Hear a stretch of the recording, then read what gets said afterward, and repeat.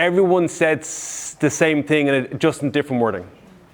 And it all means that we're all coming from the same place. We want better for our kids, our teens, our young athletes, and what they want to do and how we want to help them. And that's the whole purpose of the Youth Coaching Summit. It's why I created it. And slightly forced, prompted, but nothing to do with you. Building a Stronger Generation. So how it all started, we got FSM Kids, the Youth Coaching Summit, FSM Education, which is workshops and stuff it's not really a thing yet, it's in the works.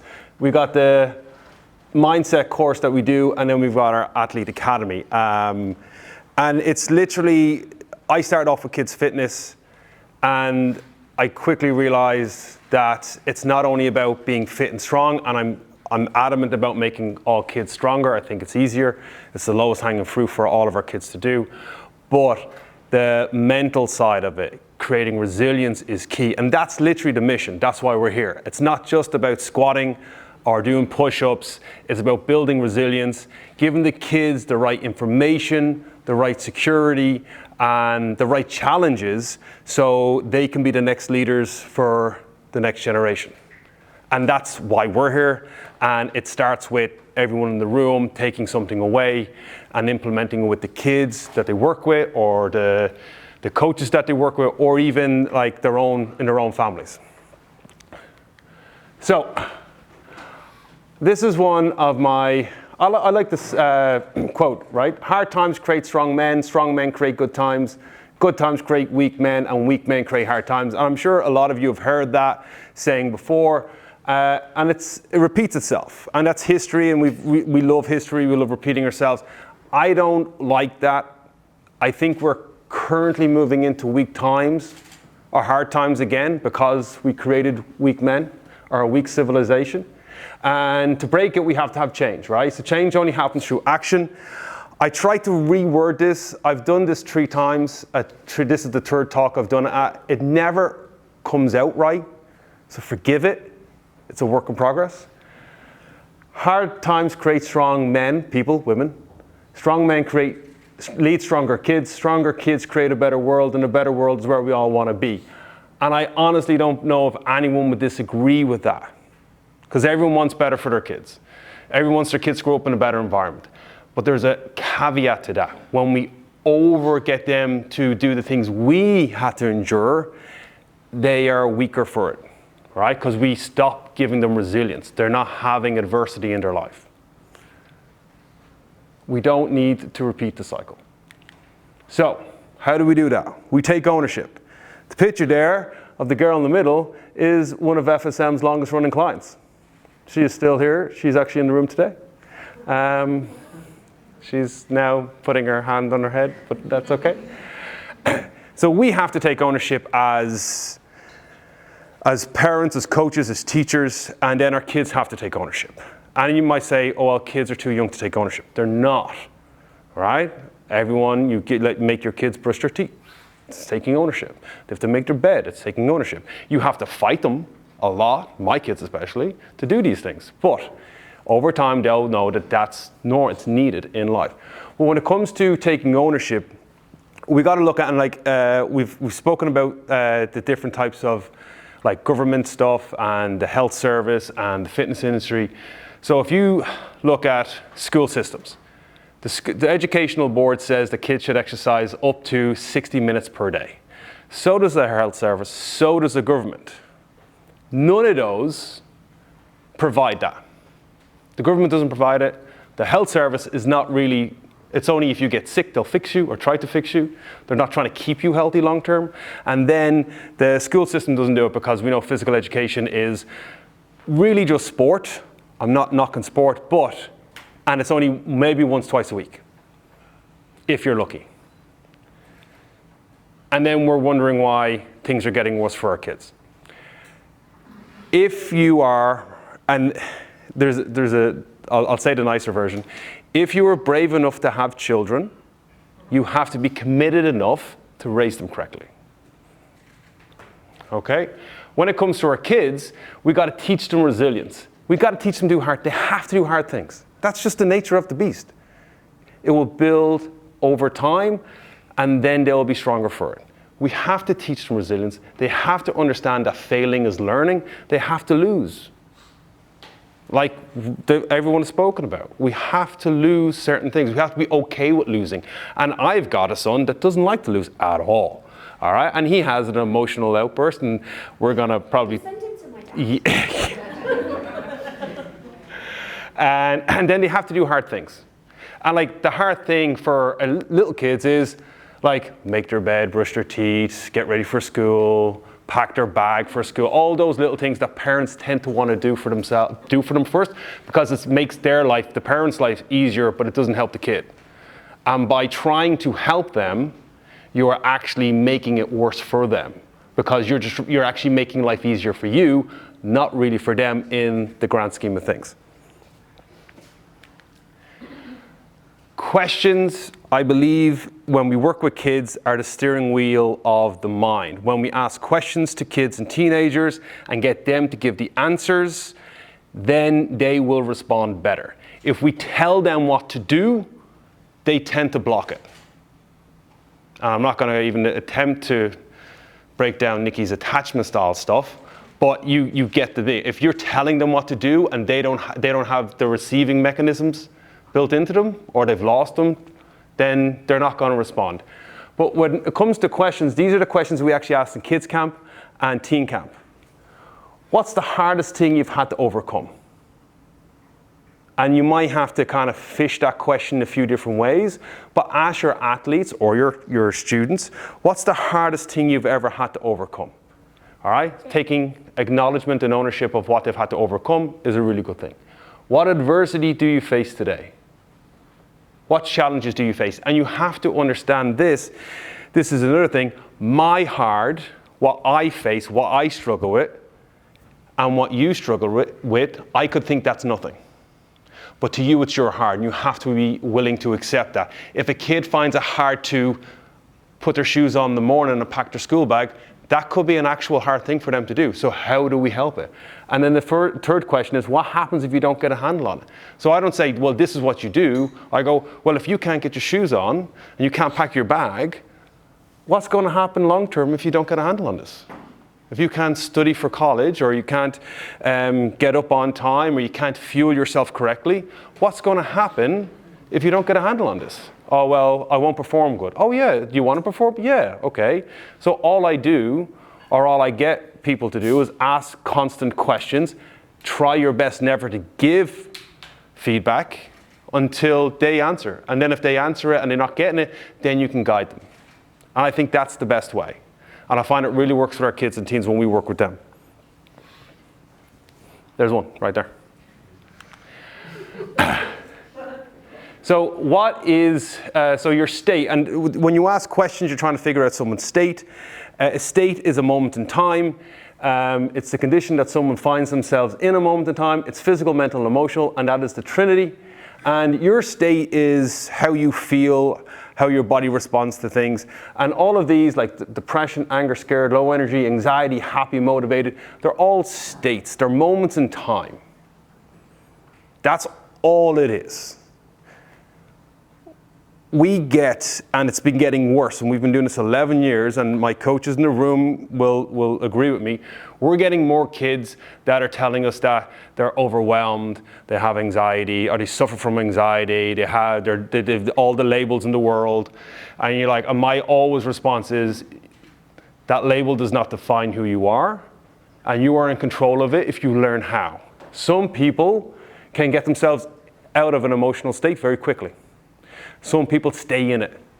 And if you stay in it long enough, it becomes your state long term. So it's whatever, if your neurons fire together, they wire together. So you stay thinking about the thing that's making you very upset or anxious or overwhelmed or sad, then that will become your long-term norm.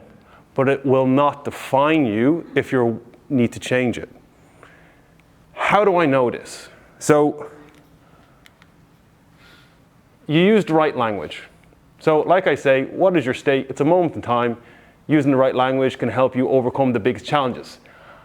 When someone tells me, and I suffer from anxiety, which happened 2 years ago at a workshop called The Resilient Mind with 14 teenagers, one of our boys, Zach, said, I suffer from anxiety. And I said, no, you don't. And he was like taken back, obviously, because I told him he doesn't have what he was told he had. And I said, when do you suffer from anxiety? And he goes, oh, when I go to school. And he wasn't going to school, it was a COVID thing. He didn't like to school. His mum was telling us he found it very hard to get to school. He would take days off, or there was always a war. And I said, what do you love to do, Zach? I love to play football. Okay. What else do you love to do, Zach? And he said, I love to play computer games. And I said, so do you suffer from anxiety when you're playing football? He's like, no. But you have anxiety all the time. You suffer from it. And he's like, no. I said, exactly. And I said, do you suffer from anxiety when you play computer games? He's like, no. So you have it at one moment in time, and that's it. And he was like, yeah. And you could see his cogs turning. And then we went on, and he was asked, well, how do I get past this? And I said, do you ever get excited for Christmas? He's like, yeah. I said, no, like 7 days before Christmas, you're pumped up, and then Christmas Eve, you're like, you're all jacked up, and you can't sleep, and you want to go to bed, but you can't, and then you want to get up early, and your parents are like, not till 8 o'clock or 7 o'clock or whatever it is, because you don't want to get up early on Christmas Day. And he goes, how does that feel? Oh, it's exciting. It's full of energy. Is that? And then when you don't want to go to school, how do you feel? Oh, it's all pumped up energy, and I don't know what to do. It's the same energy, you just attach a different emotion to it. And you can change that. And it's energy at its core. And if you burn off energy, you have less energy to get excited about or get nervous about. So I said to Zach, he told me he liked running. I said, on Sunday, run a 5K. Then I want you to go out and play football for at least an hour. And before you go to bed, I want you to push-ups and sit-ups and all that stuff. He went to school on Monday, and he went to school on Tuesday and all that week. On Tuesday, his mum came into the gym, and she told me that Zach's going to school. And it's the first time she hasn't had to battle with him. And I said, how is that? He goes, because he said he knew what he needed to do. And I was like, that's how we can help kids.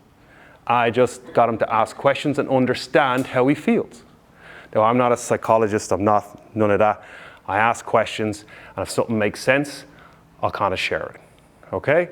Zach is with us 2 years, camps, comes to summer camps every 2 years. He's probably the happiest, outgoing. Every new kid that comes in, he's happy, he's talking to them, he's all chats. 2 years later, okay? All because, well, I'm not saying all because, but I told him he doesn't suffer from something, he has it at a moment in time. I think that's huge.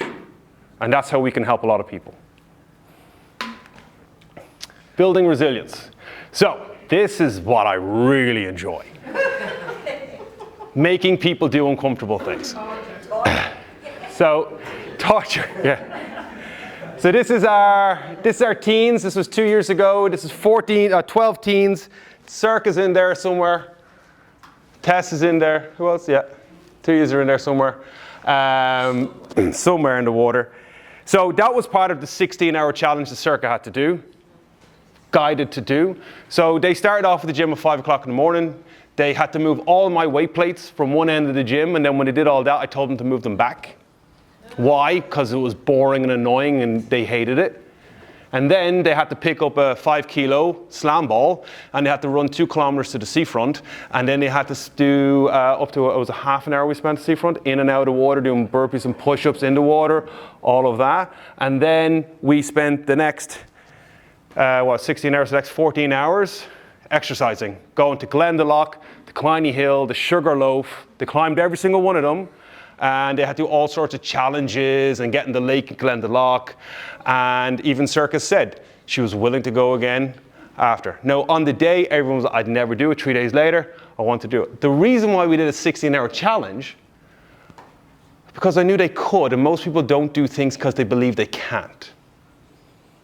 Like if I asked all of you, hey, tomorrow morning, meet me down Bray Seafront at 5 o'clock in the morning, we'll exercise for 16 hours. Who's in? Really? Yeah. You know, because you think, there's no way I could do that. But there is a way. And that builds, firstly, it shows what your body's capable of. And secondly, it builds resilience. Because how many people do you know that exercise for 16 hours? 11. Exactly 11. Okay? So controlled adversity. Adversity is a necessary part of life, right? That's Lois. She's down the back. She doesn't want me to say that, but I'm just doing that on purpose. So she has her earned, not given, right? So she had to earn 100. She had to do 101 classes to get that t-shirt. Everything in the gym has to be earned. But adversity is a part of life. So you lose a game, you lose a race, you lose an event, you lose a loved one, you break up with someone, you don't get the college you want, you don't make the team. That's all part of life, and we have to understand that. People that I'm close with, I wouldn't say I'm a very emotional person, okay? And I'm not, just not built that way, right? And then I'm talking about emotions. But you're meant to feel all the feelings, right? So you can't truly understand love until you lose someone properly, right? You can love someone, but then when you lose someone, then you appreciate more people. You can't really understand the championship until you've lost. You can't really understand the injury, the comeback, and then winning until you've had that. And then you then are able to experience it better. All right? Like, we're on this planet for a very short time. You can't have it all well without having the bad. If it's always good all the time, it's boring. And that's why we have to be able to feel it. But the difference is, it's how long you want to stay in it. And that's your refractory period. How long you want to stay in an emotional state is up to you. Some people get out of it, like I said earlier, get out of it very quickly. Some people stay in it for a very long time. And we all have those friends. They're still talking about the thing that happened 10 years ago. You're like, yeah, okay. How does that affect you today? It shouldn't really, but we can work through that. It's all trainable. And we did it in a course. We have a mindset course, and we had a special class called Emotional Strength. It's a trainable trait. You can get better at getting out of a bad mood. And if I swore I wouldn't do it, and I won't do it, but imagine I got you all to stand up. And as I say this, you're all going to start changing things. If I got you all to stand up, and I got you all to go like this, and I play Baby Shark, exactly. All of your states just changed. Like that. That was a bad click. Like that. Yeah, there we go. We'll edit that out. But your state changed. You're in control of your state. And if you can change your state internally without external, then you're going to be a much stronger, more resilient person. But people always think they need the external thing to make them change their state. But if you are able to ask the right questions, what happened? How do I take ownership? What can I actually do about the thing? Can I do anything about the thing? How do I move forward? How do I get a handle on it? What do I do if I don't get a handle on it? All those questions can get you out of that 5-10 minutes. And you can still feel a bit sad, but then you can understand that you're not responsible for a lot of stuff in it. And that's the part of taking ownership, and that's the part that you can train your kids on, train yourself on, to be able to understand that, yeah, we lost, we got our heart broken, we didn't get into the college, we're very upset, and be upset. But how long do you want to be upset for? 2 weeks, 2 days, 2 hours? It all depends. Like at 9:30 this morning, there's very few people in the room. I was very upset. I had to get out of that very quickly because we had to run a seminar or conference. Physical strength, and there's Circa. That's 101 kilos. She's on the way back up, I think. Physical strength is the lowest hanging fruit, I think, for any kid. And my kids play sports, and I love sports, but I think every kid should strength train or do fundamental strength movements. Learn to squat, learn to move their body weight. Because, firstly, it takes time, delayed gratification. You don't get strong by doing one session at the gym. And especially with kids, they need the same movement patterns, especially when they're growing and they're going through hormonal changes. We have to teach and teach and teach and teach. But it is delayed gratification at its best. It will build consistency. Consistency builds competence. Competence builds confidence. Confidence makes you mentally stronger. Weight training will make all kids mentally stronger. I can't see another way around it. It is the lowest hanging fruit for all kids. Sport, I think, builds good coordination. I think sport is good for community, team, and just getting to kind of hang out with people, have a tribe, all that stuff. I love that. But it's not going to build lifelong health. Because, like, Sammy's job is to make athletes better because they get injured from their sport. Sport has a linear patterns. The benefits of a strength coach is to undo the imbalances that sports provides. And that's all sport. There's no sport that's a balancing sport. If there is, please tell me, because I haven't found it yet. Darts, maybe. Tennis elbow and dart, yeah.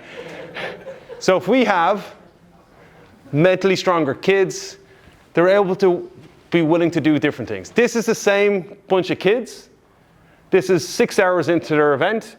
We're on the way up to Glendalough. I told them all to smile. You got Senan wouldn't, deliberately wouldn't. You got Tess isn't too happy, Circa's not too happy. And they're all looking somewhere other way. So. But they were willing to do 16-hour challenge. They embraced the challenge, and they were okay at being uncomfortable. Because they were strong. And I told them, because you're strong, you can do this.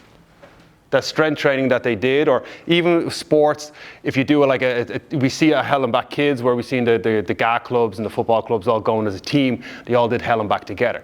All of this builds that mental strength, builds that resilience, going outside their comfort zone on a regular basis. A child that is in a team, and he's been in there for a few years in the club, it's no longer really building resilience for them. They're building the sporting aspect. And that's where we want to be. We want to build that resilience, because I'm not about making the best athletes, I'm about making kids stronger for life. If they become an amazing athlete along the way, I love that too. But when they're wanting to finish school, go to college, they can join the rowing team, they can do any sport they want because they have the physical capacity. And the other thing is that we have kids that can't physically jump forward. This is a hard thing. They have to go double step because the sport mightn't do it for them, but strength training will build that nervous system pathway. Slow, controlled movement. Again, done with the right coaches and the right environment, it will 100% work. The discipline equals freedom, okay? So this isn't like you have to set crazy boundaries and you're a military leader or anything. What I mean is your kids all have to brush their teeth. Why? Why do kids have to brush their teeth? So they don't fall out. That's discipline for a child, right? The discipline of brushing their teeth on a regular basis, twice a day, allows them to have teeth when they're older. The discipline of them going to school allows them to have an education so they can understand the world. The discipline of sport allows them to make friends, play sport, do all that. So discipline equals freedom is really good. Better boundaries for everyone. But kids don't want boundaries. A lot of kids mightn't. They want to do it. If I said to my son, what do you want to do? iPad, ice cream, chocolate. Movies, family reunion, which is a really horrible show. But that's what he'd do. Until someone knocked on the door and asked him to go play football. But he would do that all day till he got bored. Then he'd go off for 20 minutes, go back and try and do it again. Because that's why he's wired. Okay? So we have to look at that. The other thing, and I brought this up before, and some people don't like this, but being a parent is not about being their friend. I know people say, my kids are my best friends. I'm sorry, I don't think that should be a thing. I think your kids should have their best friends. You should have your best friends. You can be your kid's friend, but you need to be their parent first. To be someone's parent first, you can't really be their friend all the time. Because you have to discipline them, you have to teach them, you have to tell them really honest things that they might not like to hear because they're 6 or 7 or 8 or 9 years of age. Or teenagers. Okay, I don't have any teenagers yet, so I'm sure that will be fun when I get there. Helicopter parenting, and a few people have touched on this before. helicopter parenting can create a victim mentality in youths. It will ill-prepare them for adult life, and they won't be able to handle setbacks in life. And what I mean is that helicopter parenting comes from a really good place. You want the best for your kids. You want to look after your kids. You want to make sure they're safe, which all comes from a really loving place. But at the same time, you're hurting them long term. It's like in the gym. I don't let anyone increase any weight, so they're never going to get better. But I'm trying to keep them safe so they don't hurt themselves if they lift more weight. Same principle. It's the last time I spoke about this, we had like 4 people come up to me that I'm a helicopter parent. And what do I need to do? Just let them do it. Let them fall, let them fail, let them hurt themselves, it's okay. Let them get their heart broken. Let them lose a friend or make friends, but you never know what's going to happen. But if you overprotect them, they'll never know. And that's kind of where we want to be. We want to move forward and allow people to kind of blaze their own trail. You got to lead by example. You got to show up. You got to test yourself. You got to take on challenges. So this is Jody. Me and Jody did the 4-hour. Jody, this is like obviously, like so I used a very old photo of Jody.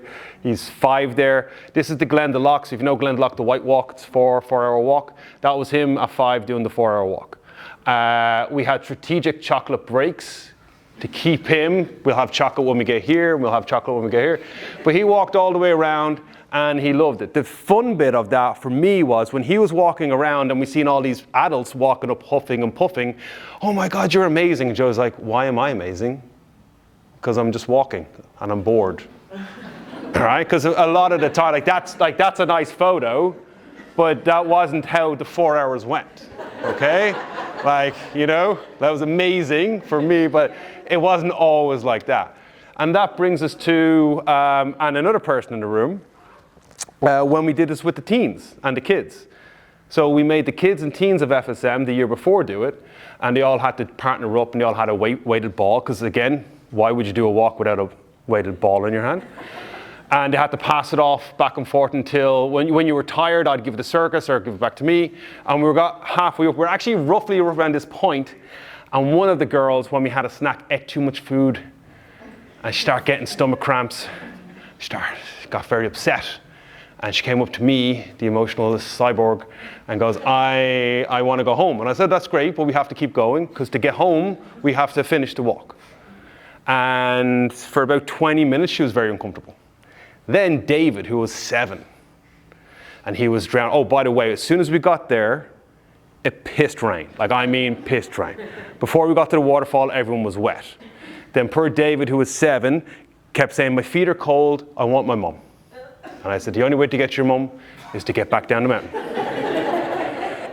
Very emotionally. So what I did, Lily had passed her moment in time, so she was feeling horrible. Weren't you, Lily?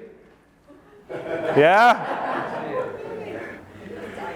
She was feeling horrible, but that moment passed. Then I got Lily to help David, because David was going through an emotional roller coaster of, I hate the world, I hate you, why am I on a mountain?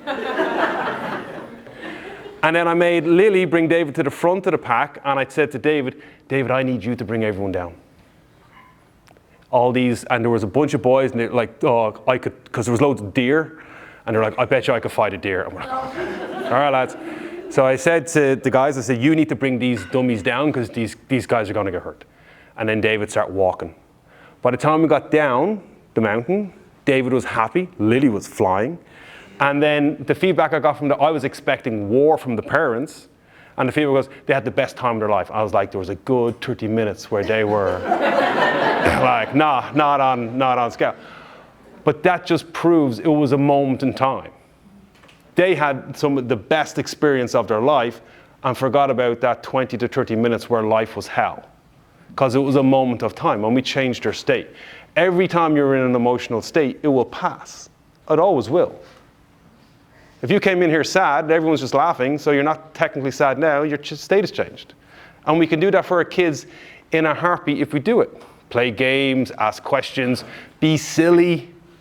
I'm like dad joke all the time. Like it's fun to see our kids who all think I'm cool.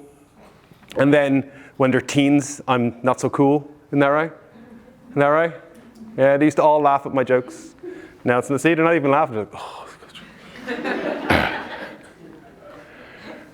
So if you show up for them and you test yourself and you take on challenges, that is you leading by example. You can't be on the couch, on your phone, eating shitty food, and then telling your kids to live a pious life.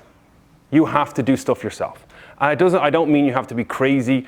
Like if you don't do anything, you start walking. But you got to tell them, listen, I struggle for this, but I'm going to do this to show you that I do hard things too. If they see you do hard things, then they're okay with, they think doing hard things, going outside their comfort zone, they think that's normal. And if they think that's normal, they'll be more willing to accept it. If they're more willing to accept it, they'll do it, and then you have more resilient kids. I don't have the time.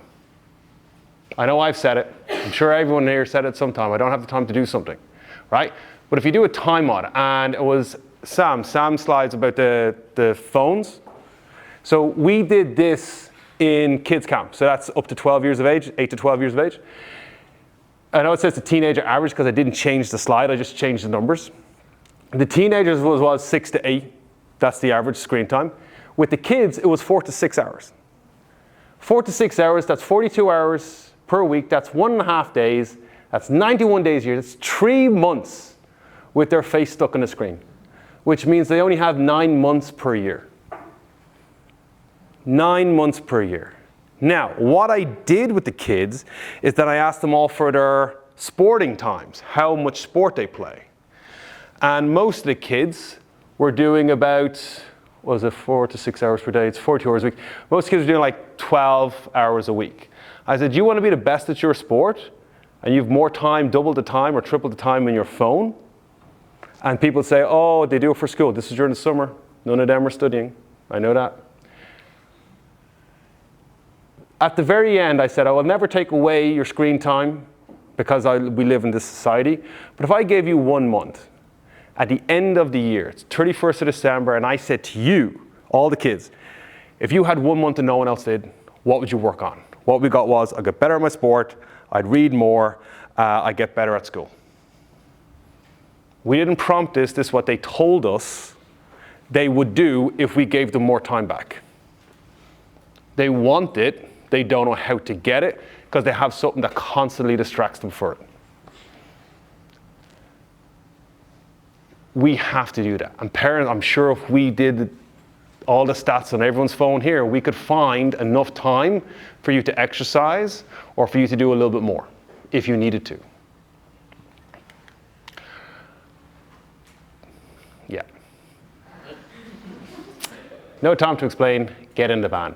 So why is there a unicorn in the van? I don't know. And where's Wally? All right. That is literally, again, all your brains have just started to switch to a different gear because you looked at this. Because it's different colors, it's a unicorn in the van. And it means nothing. It's just to gear up for the last 2 slides. And I totally stole that from Air Coach. So, avoiding discomfort, this is what most people do, right? Kids do it unknowns to themselves, and adults do it, and most adults kind of know. Most people avoid the discomfort of taking action to change how you live your life, to change how you work with your kids, to change what they're doing in life, how they fuel better, how they rehab better, how they turn up to the gym or turn up to school better, right? Discomfort of taking action to change only to end up feeling discomfort in themselves. Pretty simply put, that is, you are so uncomfortable, or you're uncomfortable with how things are with your life, whether it's your fitness, your career, your life, and kids are the same. We're not taking, this is exactly the same for kids. But the thought of changing is too much, the pain of changing is too much, that you're going to stay where you feel comfortable even though you're uncomfortable feeling comfortable. I know it's a lot of uncomfortables. And the dog on the nail is the analogy, right? It's by Les Brown. There's a guy walking down the road. He sees a dog whimpering on the porch, and he says to the owner, "What's wrong with your dog?" And he goes, "Well, he's sitting on a nail." And he goes, "Well, why doesn't he move?" He goes, "Well, it's not sore enough for him to move." Have you ever had a pain that just wasn't sore enough for you to do anything about? Like, I'm 43, I definitely have been there, right?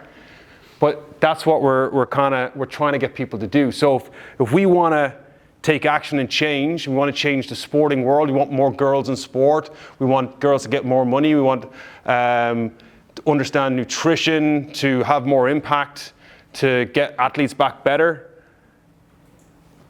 we got to be willing to be more uncomfortable for a while till it becomes comfortable. And it requires change. Change only happens through action. Now, why is Nikki Edwards in my slide? I'm Brian. So, obviously the top is just me coaching. It was just, I needed a filler, so that's me. The reason why that is there because last year I did Nikki's first ever conference. And I spoke I actually did pretty much this. And I said to her at the end, wouldn't it be great? I'd love to have a one for youths. Youth coaching would be great. And she goes, why don't you do it? I was like, it's not for me. I wanted someone else to do it. And she goes, well, no one else is going to do it. So why don't you do it? She made me think about the change that's needed, and she put it back on me. She asked me the questions that made me go, well, no one else is going to do it. And she goes, and if they did do it, you wouldn't like what they did. I was like, no, I wouldn't like what they did because I want to do it my way. And she goes, well, then who has to do it? I have to do it. When are you going to do it? I'll do it next year. And then, now we're here.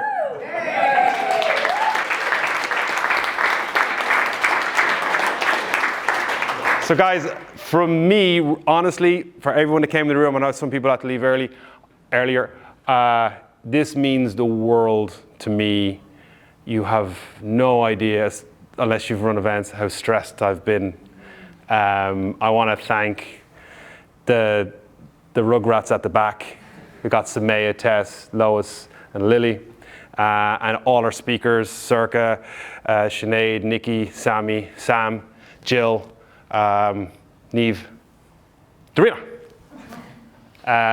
Because without these guys, no one's going to come watch me for an hour. So I had to kind of give you more. This is something for me, it's a passion project. I was asked why do I do it. It's needed. I could just focus on my gym and just focus on doing what I do with my clients and not have to worry about the rest of society and the rest of Ireland and the rest of things that happen. But I can't because it annoys me so much. And like I was told by Nikki, if I don't do it, no one else is going to do it, so you might as well go do it. So again, thank you very much. It means a lot to me. I'm going to hand over to Tomo, Friendship.